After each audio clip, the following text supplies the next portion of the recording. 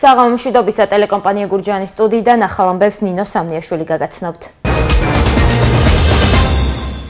სამწუხაროდ ჩვენ დავუმარცხდით ბოლო წუთებზე 1-0. გურჯაანის ალაზანი საკუთარ მოედანზე მეორედ დამარცხდა, რა გახდა ამის მიზეზი და რატომ აპირებენ რომ საჩს ფედერაციაში უჩივლონ. შიმშილობა არის. ხმარება მე არ მაქვს. პირადად გვაწუხებს უმუშევრობა. პენსია არავის არ ახკმარა. 150 ლარი პენსია, რომელიც ხშირად 5-სულიანი ოჯახის ერთადერთი შემოსავალია, რა პირობებში ცხოვრობს ხალხი ბუშეთსა და აკურაში. ამ ბევრი რამე ჭიისკა. რას აკეთებს საპრემიოს? კანონ პროექტი ჩავარდა, ახალი წელი ახლოვდება და პრემიების აღების უფლება კვლავ აქვთ გამგებლებსა და საკრებულოს თავმჯდომარეებს. რას ფიქრობს მათ მიერ არჩეული ხალხი, რა შემთხვევაში იქნება გამართლებული რომ პრემიები დაირიგონ. იმ შემთხვევაში უნდა იღებდნენ შემოკარგო, როცა ხალხი დაკმაყოფილებული ეყოლებათ. იქნებ რა საქმეს აკეთებ, უნდა გაიცემოთ. პრემიები რაც უნდა გაიცეს, ჩვენ მშივრები ვართ აქ ხალხი. შიმშილობის მე-12 დღე კიდევ რა ფორმით გააპროტესტებს პატრიოტთა ალიანსი საგარეჯოში ჩატარებულ არჩევნებს. ქართველი პედაგოგების შეფასებით უფრო უკეთესად მუშაობენ ვიდრე მოწინავე ქვეყნის მასწავლებლები. შეესაბამება თუ არა ეს რეალობას და მართლაც პედაგოგების 92% უმოწმებს თუ არა მოსწავლეებს საშინაო დავალებას ყოველ გაკვეთილზე. ადამიანი რეალურად უნდა აფასებდეს თავის შესაძლებლობებს. მაღალი თვითშეფასება უფრო არაკომპეტენტურობას ნიშნავს, იმიტომ რომ თავის თავზე რაღაც ვარსკვლავური წარმოდგენა აქვს. ეთერში ტელეკომპანია გურჯაანის მთავარი საინფორმაციო გამოშვება დღეს. გურჯაანის ალაზანი უკვე მეორედ დამარცხდა საკუთარ მოედანზე. გუნდის საშინაო შეხვედრაში თბილისის რეალ პარკეთელს დაუპირისპირდა და 1-0 წააგო. ფეხბურთელების ინფორმაციით მათ თამაში არაობიექტური მსაჯის გამო ვერ მოიგეს. ამის გასაჩივრებას კი ფედერაციაში აპირებენ. ფეხბურთელები ამ თამაშზეც დახეული და დაზიანებული ბუცებით გავიდნენ ამ დრომდე. მათ დაპირებული სპორტული ფეხსაცმელები არ მიუღიათ. მომავალი შეხვედრა გურჯაანის ალაზანს ტექნიკური უნივერსიტეტის გუნდთან STU-სთან 25 ნოემბერს ექნება. სამწუხაროდ ჩვენ დავუმარცხდით ბოლო წუთებზე 1-0, მაგრამ მინდა აღვნიშნო, რომ როგორც თვითონ ბევრმა ადამიანმა აღნიშნა, იყო საკმაოდ არაობიექტური და არაკვალიფიციური მსაჯობა და შესაბამისად არსებობს ამ თამაშის ჩანაწერიც და ჩვენ როგორც თბილისის ფეხბურთის ფედერაცია დაგვირდა, განიხილავენ შესაბამისად ამ თამაშს და თუ იყო კონკრეტული მსაჯის მიერ ანუ გადაცდომები და დარღვევები იქნება გარკვეული ზომები მიღებული. 150 ლარი პენსია ხშირად არა ერთი მოხუცის, არამედ 5-სულიანი ოჯახის ერთადერთი შემოსავალია. ეს თანხა კი გაძვირებული წამლების, პროდუქტის და კომუნალური გადასახადების დასაფარადაც კი არაა საკმარისი. ხშირად ადამიანების საუზმეთ, სადილის და ვახშამეც მხოლოდ პური და ბოსტნეულია. როგორ ცხოვრობს ხალხი თელავის რაიონის სოფლებში, აკურასა და ბუშეთში, დღეს გიორგი ბაღანაშვილი დაინტერესდა აქაურობის სოციალური მდგომარეობით. თუ როგორია თელავის მუნიციპალიტეტის სოფლებში ყოფითი ცხოვრება და რა პრობლემებთან გამკლავება უწევს მოსახლეობას. ამის გასარკვევად დღეს სოფელ ბუშეთში ჩავედით. უფულობა, უჭმელობა, არაფერი ტანსაცმელი არ აქვს. ეს საიდან მოიდი ფულიდან რა, სამსახურები არ არის. პენსიაც დაბალია. სანამ ავიღებთ პენსია, მანამ მაღაზია სავსეა. ეს არის ჩვენი პრობლემა. პირადად გვაწუხებს უმუშევრობა. აბა არ ამუშაობთ, არაფერი შევდგევართ. რითი ერჩენთ თავს? დედაჩემის პენსიით. თუ გკმარათ მე პენსია. აბა პენსია გვეყოფა 4 სულ ადამიან პენსია გვეყოფა 4. რა პრობლემები გვაქვს და ორი პენსიონერი ვართ მოხუცებული ავადმყოფები. და ჩვენ ეს პენსია არ აკმარა, წამლებშიც არ აკმარა შვილო. დანარჩენ ჩაცმა და ხურვაზე ლაპარაკი ხო ზედმეტია კიდე რა. პენსია არავის არ ახკმარა შვილო, რა საკმარია 150 ლარი 6-სულიან ოჯახში. ორი პატარა ყავს კიდე. მაგრამ რაღაცით აი სოფლის პირობების მით რაღაცით გავდივართ იოლას როგორღაც. დაგრეულსახი არც სტიქიარობაში აკრამდები როგორ არის, სულ ყველა წყალი ჩამოს არაფერს არ გამიგეთეს. ყველა დაუხურეს და მეკიდე დავში. ძალიან ბევრი რამე ჭიისკა. იქ წამლები გვინდა, სიგარეტის მწეველი კაცი ვარ. აი ვენახები ვერ დაგვიმშავებია. რას ვეთხოვ, დახმარებას ვეთხოვ. მიჭის ძალიან მიჭის მაგალითად პრობლემები ბევრი მაქვს. მაგალითად გაჭირებული. შევიტანე გაჭირო სოციალურ დახმარებაში და არავინ არ მომხედა. წამლებ რო ვყიდულობ, პენსია მაქვს, მაგრამ ის პენსია წამლები ფულად არ ამკმარა. მშევრობა პენსიონერი ხალი ვარ, ჩემი პენსია მე არ ამყოფნის წამლებისთვის. არაფრით არ აქვს, მაგრამ შვილო შემოსავალი, აბა წელიწადში ერთხელ ჩავაბაროთ ხურცენი ისიც რა ფასი იყო, ერთი ბეწო. ესე ცოდვაჭირობით, რა ვიცი, ნახევრად ფშიერი გავდივართ. უმუშევრობა. რა და სიმშილობა არის, გაჭირვება არის, აი როგორ დავდივართ, აბა გაჭირვება რო არის, ყოი მაიგრები ვლიდით და აი პროდუქტის ამბავი და ტრაქტორი არ არის, ტექნიკა არ აქვს, არაფერი არ არის და აი ეგრე დავდივართ სამართლოდ. პროდუქტებზე და მედიკამენტებზე გაზრდილი ფასების გამო სოფელ აკურაში ამბობენ, რომ მათი სოციალური მდგომარეობა კიდევ უფრო დამძიმდა, ამას კიდევ უმუშევრობაც ემატება. რა პრობლემები გაწუხეთ პირადად ოჯახში? ყველანაირი. ჩემი ქმარი გაუბედურებული ავადმყოფია. გასაცოდაებული. რითი ირჩენთ თავს? აი პენსიები ნახევარი გამომაგ და იმედამ სოციალური დახმარება მაქვს. უმუშევრობა. სამუშაო არ არის არაფერი. რითი ირჩენთ თავს? რითი დღიური მუშაობა თუ საქმე გაჩნდება მუშაობ. დახმარება მე არა მაქვს. შეყურებ აი პენსიას რომ ამიტანონ დროზე და ამ თქვილი ვიყიდო ან პენსია თუ გკმარათ. აბა როგორ ამკმარაშვილო. ბოდიში და წყალსუფრზე ვერ გადასული. ყველაფერი ხუჭის ავქნას. მაინც? თუ არ უმუშავე არაფერიც არ გამოდის. 1000 ერთხელ უმუშაობ ხოლმე ეგ არის. აბა რითვით ჩემ შვილო იმ საათში 300 ლარის აქვს ჩემ შვილს წამალი გამოწერილი და იმ საათში გამგეობიდან მოვდივარ რომ წამლები რო ვიყიდე. 300 ლარი როცა წამლები მინდა პური რით უნდა ვჭამო. არა მკმარა. ყველაფერიც გაძვირდა, ეს ახლა მაიონეზის ყიდვა მინდოდა და 62 ლარამდე დამიფაზა ერთი მაიონეზი. უფლობა. სიგარები, სულ პრობლემა არ არის. როგორც ჩვენს მიერ ჩატარებულ მცირე გამოკითხვაში ჩანს, მოსახლეობა უპირველეს პრობლემად ოჯახში მცირე შემოსავალზე ჩივის, რომლითაც მათი თქმით თვიდან თვემდე თავის გატანას საგრძნობლად უჭირთ.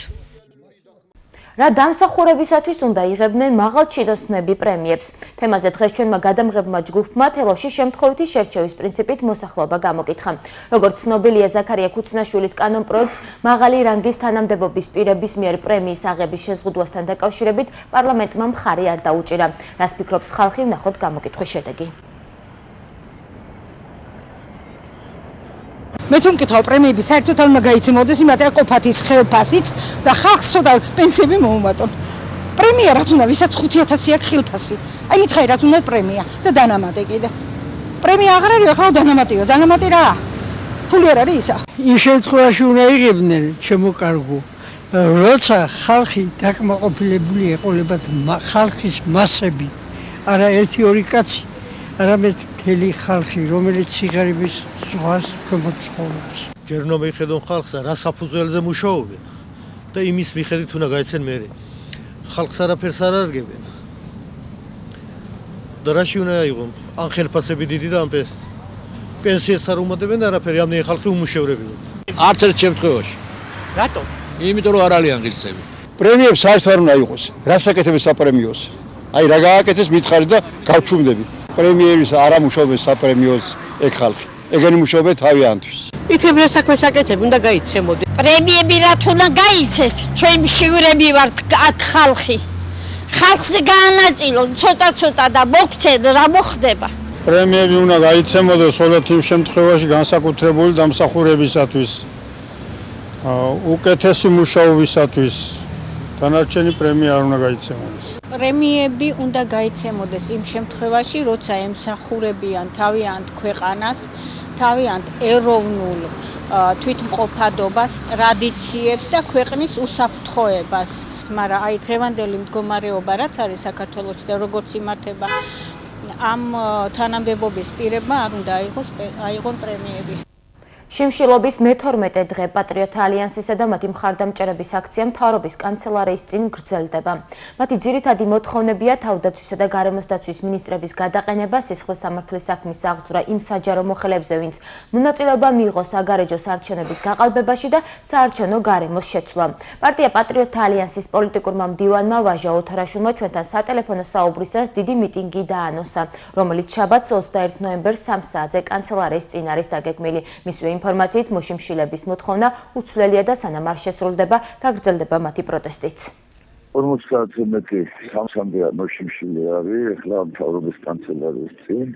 მათ შორის სხვადასხვა რაიონებიდან, ეს არის საგარეჯოს რაიონი, არიან გურჯაანიდან, თელავიდანაც. ჩვენი მოთხოვნა არის უცვლელი, გადადგეს თავდაცვის მინისტრი და ბუნების დაცვის მინისტრი ხიდაშელი და გულაშვილი, ხოლო მოთხოვნების მეორე ნაწილი ეხება საარჩევნო გარემოს შეცვლას. სისხლის სამართლის დანაშაულის კვალიფიკაცია მიეცეს მინისტრების, მაღალი თანამდებობის პირების საერთოდ საჯარო მოხელების, საჯარო სამსახურების ჩარევას საარჩევნო პროცესში. მე მინდა დავანონსო, რომ 21 ნოემბერს 3 საათზე გაიმართება ძალიან დიდი მიტინგი მთავრობის კანცელარიის წინ. თალისის მკვლევარებმა ქართველ პედაგოგებს რამდენიმე კითხვა დაუსვეს საკუთარი მუშაობის შესახებ და აღმოჩნდა, რომ თვითშეფასების კუთხით ისინი ბევრად უსწრებენ იმ ქვეყნის მასწავლებლებს, რომლებიც განათლების სისტემების თვალსაზრისით მოწინავედ ითვლებიან. მიუხედავად იმისა, რომ უცხოელ კოლეგებთან შედარებით ხელფასიც ნაკლები აქვთ, ქართველი მასწავლებლები უფრო კმაყოფილები არიან. რეალურად მართლაც არის თუ არა ასე, ბერეიაშვილმა გურჯაანის პირველ საჯარო სკოლაში გადაამოწმა და იგი ცვლად მოგუყვება კვლევის შედეგებისა და გურჯაანელი მასწავლებლების შეფასების შესახებ. როგორ აფასებენ პედაგოგები საკუთარ მუშაობას, როგორია სწავლებისა და პედაგოგიური პრაქტიკის თვითშეფასება. ამაზე ორგანიზაცია ტალისმა ევროპის 35 ქვეყანაში პედაგოგებისთვის კვლევა ჩაატარა, მათ შორის საქართველოშიც. მიუხედავად იმისა, რომ ფინეთი განათლების კუთხით ერთ-ერთ მოწინავე ქვეყნად ითვლება და საქართველო მნიშვნელოვნად ჩამორჩება მას, თალისის კვლევის თანახმად გაირკვა, რომ ქართველი პედაგოგების თვითშეფასება უფრო მაღალია ვიდრე ფინელების. მაგალითად, კვლევის თანახმად ქართველი მასწავლებლების 92% ამბობს, რომ ხშირად ან ყველა გაკვეთილზე ამოწმებს ყველა მოსწავლის სავარჯიშო რვეულს. მაშინ, როცა ფინეთში გამოკითხული მასწავლებლების მხოლოდ 67% აკეთებს ამას. ქართველი პედაგოგების 67% ყველა გაკვეთილზე მოსწავლეების მცირე ჯგუფებთანაც მუშაობს, რასაც ფინელი მასწავლებლების მხოლოდ 37% ახერხებს. ქართველი პედაგოგების 58% ამბობს, რომ ყველა გაკვეთილზე იყენებს სტანდარტიზირებულ ტესტებს. მაშინ, როცა ამას ფინელი პედაგოგების 28% აკეთებს. კვლევის თანახმად მოსწავლის დაფასთან გამოყვანის პრაქტიკას ქართველი პედაგოგების 61% იყენებს, ფინეთში მხოლოდ 11%.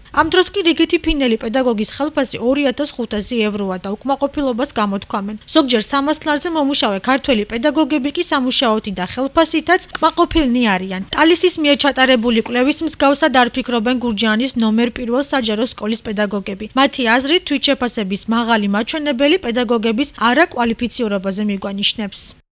ზოგადად მაღალი თვითშეფასება ადამიანებში არის ჩემი აზრით დაბალი პროფესიონალიზმის მანიშნებელი. რა თქმა უნდა, დაბალი თვითშეფასებაც ადამიანი რეალურად უნდა აფასებდეს თავის შესაძლებლობებს. რაც შეეხება რეალურად რა ხდება სკოლებში, რა თქმა უნდა, წლებია უკვე ინერგება თანამედროვე სწავლების მეთოდები. ურთულესი საკითხია შეფასება. ბევრს მუშაობთ შეფასების რუბრიკებთან დაკავშირებით და კვლევებზე, როგორ წერენ ბავშვები შემაჯამებლებს, შემდეგ რა საჭიროებებია ამასთან დაკავშირებით, რომ გავაუმჯობესოთ. რა თქმა უნდა, ყველაფერი რიგზე ჯერ არ არის, მაგრამ ეს ყველაფერი კეთდება მუშაობის პროცესშია. აქ პედაგოგები ამბობენ, რომ ისინი ყველა გაკვეთილზე მოსწავლეების სავარჯიშოების შემოწმებას და მცირე ჯგუფებთან მუშაობას ფიზიკურად ვერ მოახერხებენ. კვლევაში მონაწილე პედაგოგებისგან განსხვავებითაც კი ხელფასით კმაყოფილნი სულაც არ არიან. ხალ ფინეთს რომ შევედაროთ, მაშინ ძალიან ბევრი პარამეტრი უნდა შეადარო და ესე არ გამოვა. თითოეული მოსწავლის სავარჯიშოს შესწორება ფიზიკურად შეუძლებელია, მაგრამ სამაგიეროდ მაგის გამოსავალს მე ვპოულობ იმაში, რომ ბავშვების თვითშეგნება მიმყავს იქით, რომ იმათ მოთხოვნილებად ეკცეთ, სიხალისეთ ეკცეთ. მე მაქვს ჩემი სტანდარტი. აი იმ სტანდარტის მიხედვით უნდა გავიდე შედეგზე. მე მგონი მაღალი თვითშეფასება უფრო არაკომპეტენტურობას ნიშნავს, იმიტომ რომ თავის თავზე რაღაც ვარსკვლავური წარმოდგენა ხშირ შემთხვევაში და ზუსტად ჩემი აზრით ის არის, რომ ინფორმირებულები არ იყვნენ, როგორ უნდა შეეფასებინათ საკუთარი თავი. აუცილებელი არის, რომ მასწავლებელმა კიდე გაიღრმაოს თავისი ცოდნა და რა თქმა უნდა, ადამიანს რაც მეტი აქვს, უფრო მეტი უნდა. რა თქმა უნდა, ბედნიერად ვერ ვიგრძნობ ახლა თავს იმ ხელფასით, რაც არის, მაგრამ გურჯაანის პირობებში, როცა სამსახური სხვაგან არ არის. ტალისის ეს კვლევა საქართველოში შეფასებისა და ეროვნული გამოცდების ცენტრმა ჩაატარა და სულ 440 სკოლის 6000-ზე მეტი პედაგოგი გამოიკითხა.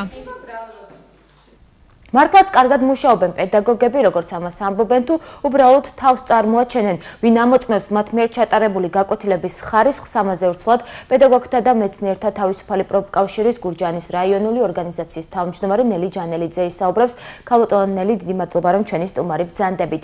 მიუხედავად იმისა, რომ საქართველოში ზოგადი განათლება მაინც სუსტ რგოლად ითვლება და ვერც კი შეედრება განათლების კუთხით, მაგალითად ისეთ მოწინავე ქვეყანას, როგორც ფინეთია, თალისის კვლევის თანახმად ქართველი პედაგოგების თვითშეფასება ფინელ მასწავლებლებსაც კი უსწრებს. მართლაც ასე კარგად მუშაობენ ქართველი პედაგოგები, თუ უბრალოდ კითხვებზე პასუხის დროს თავის წარმოჩენას სცადეს? თქვენ რომ დამიკავშირდით ამ თემასთან დაკავშირებით ინტერვიუ მთხოვეთ, მე მქონდა საშუალება შევხვედროდი მასწავლებლებს და გავსაუბრებოდი. ძალიან მაინტერესებდა მათი აზრი ამ კვლევების შესახებ, რომ რატომ არის მართლა ესეთი კმაყოფილები ხარ თქვენი თვითშეფასება ესეთი მაღალია თუ არა. და უმრავლესობა მიპასუხეს, რომ ეს არის თავდაცვის მიზნით, მე მგონი უფრო რომ თვითკრიტიკულები კი არიან შეიძლება საკუთარ მესთან, მაგრამ არ აფიქსირებენ ამას, არის რაღაც შიშის სინდრომი, რომ შემდგომში შეიძლება ცუდად მათ დახასიათებაში აისახოს ეს. მიუხედავად იმისა, რომ სამინისტროს მიდგომა ამ თვითშეფასებასთან ძალიან დადებითია და სხვანაირია, რომ უნდათ რომ დაეხმარონ მასწავლებელს ამ თვითშეფასებას უფრო აიმაღლოს მან ცოდნა. აი ეს ფაქტორი არის ამ შეფასების ერთ-ერთი გამსაზღვრელი კრიტერიუმი, რატომ არის მაღალი ასეთი საქართველოს მასწავლებლების თვითშეფასება. მეორეც ისიც არის, რომ მასწავლებლები მაინც ჩვენი ქართველი პედაგოგები სხვა პასუხისმგებლობით ეკიდებიან თავიანთ საქმიანობას და ფიქრობ, რომ ზოგი მართლა გურწმფელად აფასებს თავის საქმიანობას, ფიქრობს, რომ არაზოგავს თავს და ნამდვილად აკეთებს მაქსიმუმს, რისი შესაძლებლობაც აქვს. თქვენი შეფასებით, როგორც კვლევაშია, მასწავლებლების მართლაც 92% ახერხებს, რომ მოსწავლეებს სავარჯიშოები ყველა გაკვეთილზე შეუმოწმოს და პედაგოგების 58% მართლაც იყენებს გაკვეთილებზე სპეციალურ ტესტებს.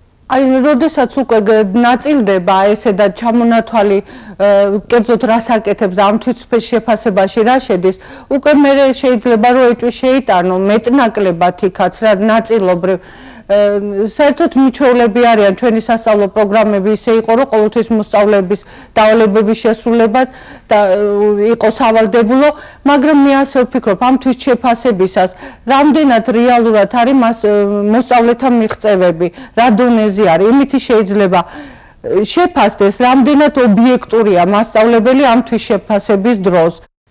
რამდენად ხდება გაკვეთილებზე მასწავლებლების მონიტორინგი? სქემის ამოქმედების შემდგომ უკვე სკოლაში სავალდებულო გახდა სპეციალური ჯგუფი შეიქმნა, რომელიც ვალდებულია რომ შეამოწოს და პერიოდულად ჩაატაროს მონიტორინგი. სკოლის დირექტორს შეუძლია რომ შევიდეს სასწავლო ნაწილის გამგებს, საგნობრივი კათედრის წევრებს შეუძლიათ შეამოწმონ და ეს პიროვნებები ამოწმებენ პერიოდულად პედაგოგებს. ეთიკურია, რომ ამას სკოლის დირექტორები აკეთებენ, თქვენი აზრით ის თავისივე საჯარო სკოლის პედაგოგზე კრიტიკულ შეფასებას დაწერს? ეს მონიტორინგი შედეგები წლის ბოლოს დაიდება მოსწავლეთა უკვე შედეგების მიხედვით. ეს როგორც თვითშეფასება მასწავლებლისთვის, ეს არის შემდგომი მისი წინსვლისთვის, კრიტიკულად შეხედოს თავის გაკვეთილებს, რა აქვს ძლიერი მხარეები, რა აქვს სუსტი მხარეები. დირექტორი ამას შეიძლება დასკვნა არ დაუდოს, მაგრამ ზეპირად მითითება, რამდენად არის ჩართული აქტივობაში მოსწავლე.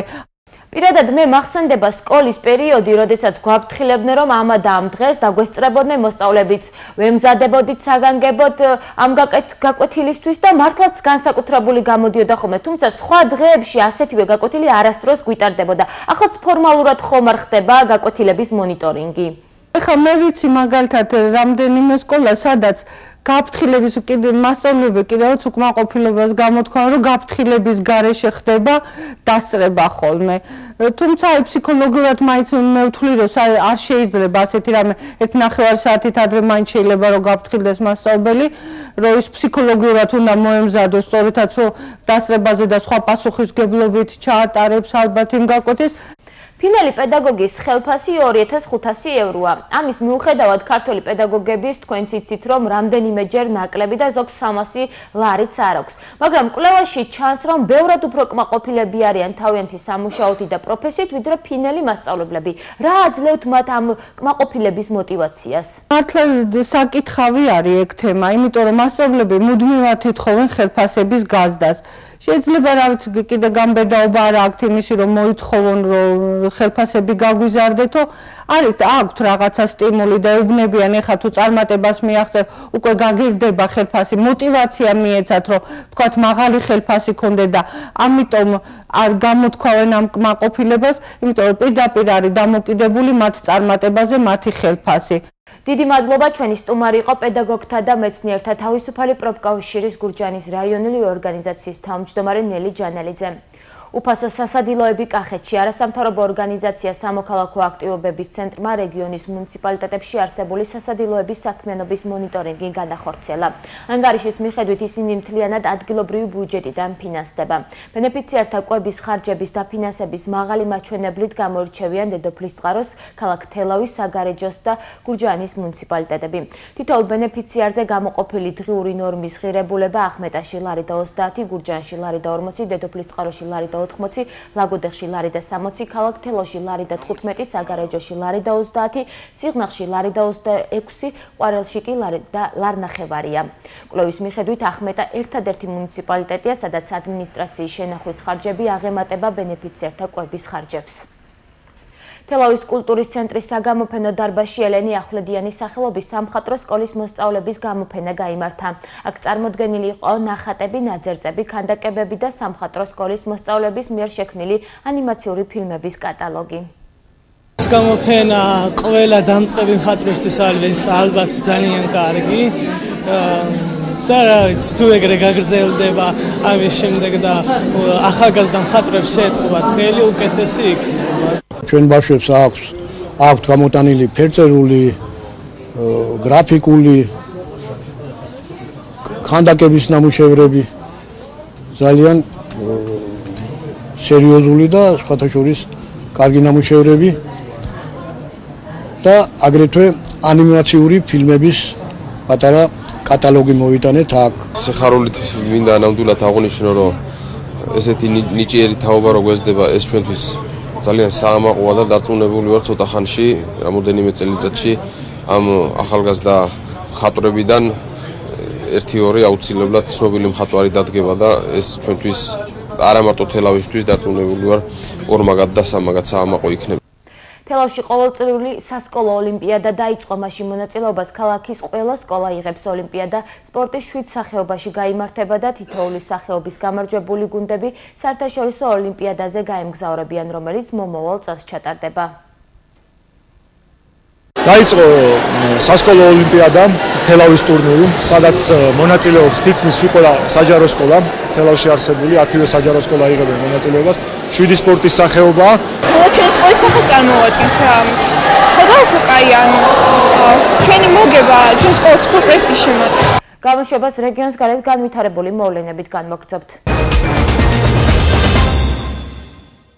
მთავრობამ 3 წლის განმავლობაში ყველაფერი გააკეთა იმისთვის, რომ ვიზა ლიბერალიზაციასთან დაკავშირებით ყველა ვალდებულება ყოფილიყო შესრულებული. ამის შესახებ ირაკლი ღარიბაშვილმა მთავრობის ხდომაზე განაცხადა. მისივე თქმით, ერთადერთი ვინც ბრიუსელში, ევროკავშირში და ევროპარლამენტში ითხოვდა, რომ საქართველომ არ მიიღოს uvizო მიმოსვლა, ეს ნაციონალური მოძრაობის წევრები დავით ბაქრაძე და გიორგი კანდელაკი არიან. პრაქტიკულად ჩვენ მივიღეთ, ასე ვთქვათ, ძალიან პოზიტიური ინფორმაციები, რომ მაღალი ალბათობით ჩვენ გვექნება, ასე ვთქვათ, პოზიტიური გადაწყვეტილება uvizო მიმოსვლასთან დაკავშირებით წლის ბოლოს. მაგრამ რა თქმა უნდა, ამაში დაჭირდება 28 ქვეყნის თანხმობა გადაწყვეტილების მიღება, რასაც დამატებით დროში ხდება. მაგრამ რაც შემიძლია ვთქვა, ამ ეტაპზე ძალიან ოპტიმისტური, ასე ვთქვათ, განწყობა არის ევროკავშირში, ბრიუსელში. სხვათა შორის მე ერთს გეტყვით, რომ ერთადერთი ვინც ასე ვთქვათ, ბრიუსელში, ევროკავშირში, ასევე ევროპარლამენტში ითხოვდა, რომ საქართველოს არ მიიღოს uvizო მიმოსვლა, ეს არის ნაციონალური მოძრაობის ერთ-ერთი წევრი დავით ბაქრაძე და გიორგი კანდელაკი. ჩემს მინისტრებს დაუდასტურეს, რომ გაუცებულები ვართ. მათ პირდაპირ უთხრეს, რომ კი, მაგრამ თქვენ არ ხართ საქართველოს მოქალაქეები. მაგრამ მათ უთქვამთ, რომ ამ მთავრობის პირობებში არ არის სასურველი, რომ საქართველოს მიიღოს უვიზო მიმოსვლა. ამას რა უნდა დავარქვა თუ არა მტრობა ჩვენი ხალხის და ქვეყნის. ნაციონალურ მოძრაობაში პრემიერს პასუხობენ. დავით ბაქრაძის განცხადებით, ვიზა ლიბერალიზაციას ერთადერთი რეალური საფრთხე ემუქრება და ეს მთავრობის ქმედებებია. ნაციონალურ მოძრაობაში ამბობენ, რომ ხელისუფლება ცდილობს ვიზა ლიბერალიზაციის პროცესში წარმოქმნილი პრობლემები ოპოზიციის ქმედებებს გადააბრალოს. ცალსახად შემიძლია ვთქვა, რომ ჩვენ მხარს უჭერთ უსწრაფეს გადაწყვეტილებას ვიზა ლიბერალიზაციაზე, ვინაიდან ეს ეკუთვნის ქართულ ხალხს და არანაირად ღარიბაშვილის მთავრობას, მაგრამ უნდა გვესმოდეს, დღეს ვიზა ლიბერალიზაციას ემუქრება ერთადერთი რეალური საფრთხე და ეს საფრთხე არის მთავრობის მოქმედებები ქვეყნის შიგნით და პირველ რიგში მთავრობის მცდელობა ხელში ჩაიგდოს რუსთავი 2. აი ეს არის დღეს საფრთხის წყარო და ამიტომ ნებისმიერი მცდელობა, რომ ეს პრობლემა გადააბრალონ ოპოზიციას, არის უბრალოდ ტრაგიკომიკული. საკითხთან დაკავშირებით კომენტარი საქართველოში ევროკავშირის ელჩის მოადგილემაც გააკეთა. კარლო ნატალეს მიაჩნია, რომ ვიზა ლიბერალიზაციის პროცესზე პოლიტიკურ შეხედულებებს გავლენა არ ექნება. ვიზის ლიბერალიზაციის პროცესი გახავთ ერთ-ერთი მიმდინარე კურსი, რომელიც აღებული გახავთ უკვე და ეს გამოცხადეს შედეგები საკითხთან დაკავშირებით გამოცხადეს დეკემბრის შუა რიცხვებში და მე არ ამგონია რომ რომელიმე პოლიტიკოსის თალკეულ შეხედულებებმა გავლენა მოახდინოს ვიზა ლიბერალიზაციის პროცესებზე. საქართველოში უსაფრთხოების მიმართულებით არსებული ვითარება კონტროლდება. ამის შესახებ საქართველოს პრემიერ-მინისტრმა მთავრობის ხდომაზე განაცხადა. ირაკლი ღარიბაშვილმა აღნიშნა, რომ უსაფრთხოების სამსახურებიდან შესაბამისი ინფორმაცია უსაფრთხოების საბჭოს გუშინდელ ხდომაზე მიიღო. მთავრობის მეთაურმა ასევე აღნიშნა, რომ პარიზის ტერაქტებიდან გამომდინარე რთული ვითარებაა ევროპაში, სადაც აგრეთვე გამკაცრებულია უსაფრთხოების ზომები. ჩვენ სულს გითხრათ, რომ სიტუაციას ასე ვთქვათ, ვაკონტროლებთ და ჩვენ მაქსიმუმად კიდევ უფრო გავამკაცრებთ უსაფრთხოების ზომებს საქართველოში მთელი საქართველოს მასშტაბით. ამ ეტაპზე რაიმე განსაკუთრებულ რისკებს ჩვენი ქვეყანა და ჩვენი სამსახურები ვერ ხედავენ, რაც კარგი არის. თუმცა რა თქმა უნდა, საჭირო არის მობილიზება და საჭიროა, ასე ვთქვათ, სრული 24 საათიანი მუშაობა და კონტროლი. ყველას და ყველაფერს. განახლებული ევროპის სამეზობლო პოლიტიკის სიახლეები, მიზნები და მათი გავლენა საქართველოზე. ამ საკითხებზე საქართველოში ევროკავშირის ელჩის მოადგილემ ჟურნალისტებთან შეხვედრაზე ისაუბრა. კარლო ნატალეს განცხადებით, ახალი დოკუმენტი განსაკუთრებით მნიშვნელოვანია საქართველოსთვის, რადგან ევროკავშირი მეზობელ ქვეყნებს გაძლიერებას რამდენიმე მიმართულებით სთავაზობს. ევროპის სამეზობლო პოლიტიკა 2004 წელს შემუშავდა და მისი მიზანი ევროკავშირის საზღვრებთან მდებარე ქვეყნებში სტაბილურობის, უსაფრთხოებისა და კეთილდღეობის სახალისებაა. ევროპის სამეზობლო პოლიტიკა ბოლოს 2015 წლის 18 ნოემბერს განახლდა. მოგეხსენებათ, რომ დროის ვლასთან ერთად ევროკავშირი თავაზობს მის მეზობლებს, რომ მნიშვნელოვნად გაძლიერდნენ, მაგალითად ამის მაგალითი გახავთ ღრმა და ყოვლისმომცველი ვაჭრობა, რომელიც თავაზობს მასობრივ წვდომას ევროკავშირის ბაზარზე, ასევე გახავთ უვიზო რეჟიმი, აგრეთვე შესაძლებლობა, რომ მონაწილეობა მიიღოს და ჩართული იყოს ევროკავშირის პროგრამებში და უფრო მიეწოდოს. შინაგან საქმეთა სამინისტროს ინიციატივით სხვადასხვა დანაყოფისა და განათლების სამინისტროს წარმომადგენლება ბავშვთა ძალადობისგან დაცვის საერთაშორისო დღესთან დაკავშირებით თბილისის 191 სკოლის უფროს კლასელ მოსწავლეებთან საინფორმაციო საგანმანათლებლო შეხვედრა გამართეს. შინაგან საქმეთა სამინისტროს წარმომადგენლები მოზარდებს ბავშვთა ძალადობის სხვადასხვა ფორმის, მათ შორის ბულინგის შესახებ ესაუბრნენ, რომელიც გავრცელებულია სკოლის ასაკის ბავშვებში და ინფორმაცია მიაწოდეს იმ მძიმე დანაშაულების შესახებ, რომლებშიც შესაძლოა ბავშვები ჩართული იყვნენ როგორც მსხვერპლნი. საუბრები ჰქონდა ძალადობაზე, ეგრეთ წოდებულ ბულინგზე, რომელიც საკმაოდ გავრცელებულია სკოლის ასაკის მოსწავლეებში. ასევე საუბარი ჰქონდა ოჯახში ძალადობაზე, იმ მძიმე დანაშაულებზე, რომელსაც მოყვება საკმაოდ მძიმე შედეგი და სადაც შესაძლებელია ბავშვები იყვნენ ჩართული როგორც მსხვერპლები. შეხვედრა საკმაოდ აქტიურ რეჟიმში წარიმართა, ბავშვებს ჰქონდათ ბევრი შეკითხვები. უფროს კლასელებს მიეწოდათ ინფორმაცია იმის შესახებ, რომ თუ ისინი გახდნენ ძალადობის ნებისმიერი ფორმის თვითმხილველნი ან თანამონაწილენი, აუცილებლად უნდა დარეკონ 112-ზე და მოგვაწოდონ ინფორმაცია. ასევე მათ განემარტათ, რომ სურვილის შემთხვევაში აუცილებლად იქნება გარანტირებული ანონიმურობა. განათლებისა და მეცნიერების სამინისტროსა და შინაგან საქმეთა სამინისტროს მიერ ერთობლივი პროექტი ჩატარდა დღეს, რაც გულისხმობდა, რომ სკოლის მოსწავლეებისათვის გადაეცათ ინფორმაცია იმის შესახებ, თუ რა არის ძალადობა და რა ფორმები არსებობს. ასევე რაც მთავარია ინფორმაცია იმის შესახებ, რომ ძალადობის ყველა ფორმა არის დაუშვებელი და როგორ უნდა მოხდეს პრევენცია ძალადობისა. ვფიქრობ, რომ ჩვენი ქვეყნისთვის და არა მარტო ჩვენი ქვეყნისთვის, მსოფლიოსთვის ეს თემა არის ძალიან აქტუალური და ამაზე მომავალი თაობა, რაც უფრო ხშირად ვისაუბრებთ, მით უფრო კარგი იქნება. იქიდან გამომდინარე, რომ შემდეგ ჩვენ ამ პრობლემის უფრო უკეთეს გადაჭრის გზებს ვიპოვებთ. გამოშვებას უცხოეთის ამბებით განვაგრძობთ. ისლამური სახელმწიფოს მორიგი მუქარა ვიდეო მიმართვაში კადრებში სამი ისლამისტი მებრძოლი აცხადებს, რომ 13 ნოემბრის ტერორისტული აქტები იყო პასუხი იმ ტანჯვაზე, რასაც საფრანგეთი მუსლიმანებს აყენებს. მათივე თქმით, საფრანგეთში პარიზში კიდევ არაერთი ტერაქტი განხორციელდება. ტერორისტული აქტებით ემუქრებია ნიუ-იორკსა და რომსაც. შეგახსენებთ, რომ ვაშინგტონმა რომი მოსალოდნელი ტერორისტული საფრთხის შესახებ უკვე გააფრთხილა. პარიზის ტერაქტების ორგანიზატორი აბდელჰამიდ აბაუდი მოკლულია. პარიზის პროკურატურის ინფორმაციით აბაუდი გუშინ დილით პარიზის სენ-დენის გარეუბანში ჩატარებული ანტიტერორისტული ოპერაციის დროს სამართალდამცველებმა მოკლეს. გვამის იდენტიფიცირების შედეგები დღეს გახდა ცნობილი. სპეცოპერაცია პარიზის გარეუბან სან-დენში გუშინ ჩატარდა, რასაც ტერორიზმში ეჭვმიტანილი ორი პირი ემსხვერპლა. ერთ-ერთმა მათგანმა შაჰიდმა ქალმა თავი აიფეთქა.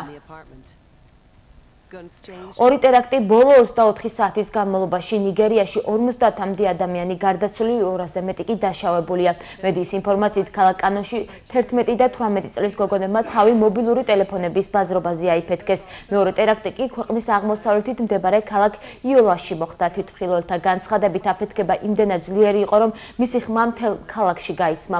მომხდარზე პასუხისმგებლობა ჯერ არც ერთმა ჯგუფს არ აუღია, თუმცა ხელისუფლება თავდასხმის ორგანიზებაში დაჯგუფება ბოკო ჰარამს ადანაშაულებს. ახლა კი საინტერესო ამბები, რომელიც პალიტვრა TV-მ გავრცელა. ბრაიან ნუტალი ტყეში სეირნობის დროს უჩვეულო ფენომენს წააწყდა. მის თვალწინ მიწამ სუნთქვა დაიწყო. ვიდეო კანადაშია გადაღებული და ავტორმა YouTube-ზე იგი ნოემბრის დასაწყისში განათავსა.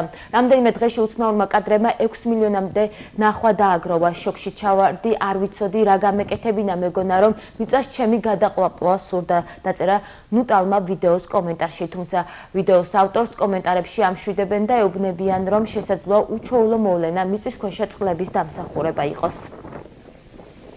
პიცის ცომით მზარეული არნახულ ილეთებს აკეთებს. პალიტვრა TV-ზე კიდევ ერთი საინტერესო ვიდეო გავრცელდა. ეს მზარეული შეიძლება პროფესიონალ კალათბურთელს შევადაროთ. იგი პიცის ცომით არნახულ ფინტებს აკეთებს.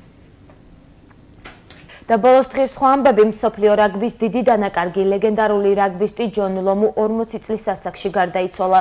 სპორტსმენის გარდაცვალების მიზეზი მძიმე ავადმყოფობა გახდა. როგორც ცნობილია, ლომუმ რაგბის თამაში 2002 წელს შეწყვიტა, როცა თირკმლის მძიმე დაავადების დიაგნოზი დაუსვეს. ოლბექსის შემადგენლობაში ლომუმ 63 შეხვედრა ჩაატარა. ახლა კი ვნახოთ, როგორი ამინდი იქნება ხვალ.